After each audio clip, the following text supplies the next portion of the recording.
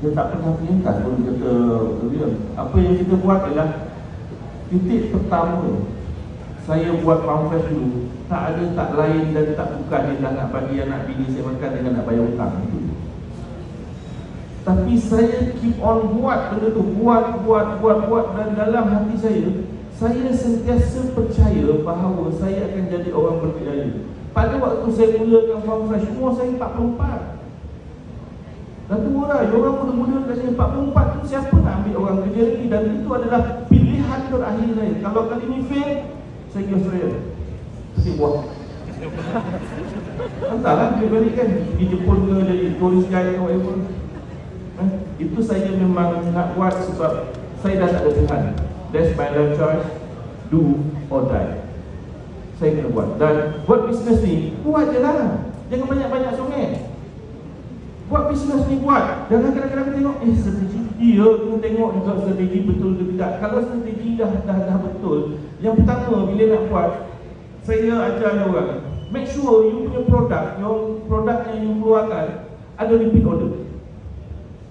Ini nombor satu tau. Sifil nombor satu. Produk yang you jual kalau tak ada repeat order, lepas orang ni beli, orang yang mula-mula beli tadi, dia beli sebab kesian. Dia beli sebab bekas jiran. Dia beli sebab bekas girlfriend, sebab itu je dia beli, sebab nak tolong kita. Lepas tu dia tak beli ataupun dia nampak kita dia lagi. Bila produk kita sekali orang beli, you go back. Kena tengok balik betul ke tak produk aku. Sekali je orang beli. Marketing, mestilah kita buat marketing. Zaman sekarang tak sama macam zaman saya buat marketing. Zaman saya buat marketing, tak ada sekali belas sampai dekat 500 orang. Nak jumpa 500 orang kena ketuk-ketuk. Jumpa sana naik kereta sesat, lalu mana ada Google Map?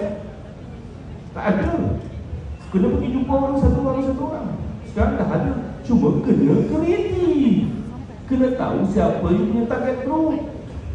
Kalau pergi hentam je target group, tak kena pergi jual karipap. Katalah buat karipap kan, ataupun buat apa produk IKS ke apa kan. Orang yang ni kat keliling, lepas tu pergi buat promosi sampai Kedah, Kelantan apa semua. Macam mana nak sampai?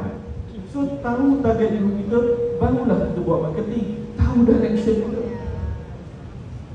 So kalau siapa nak belajar lagi, datang ke UPM, bawa pulut kuning dengan ayam panggang.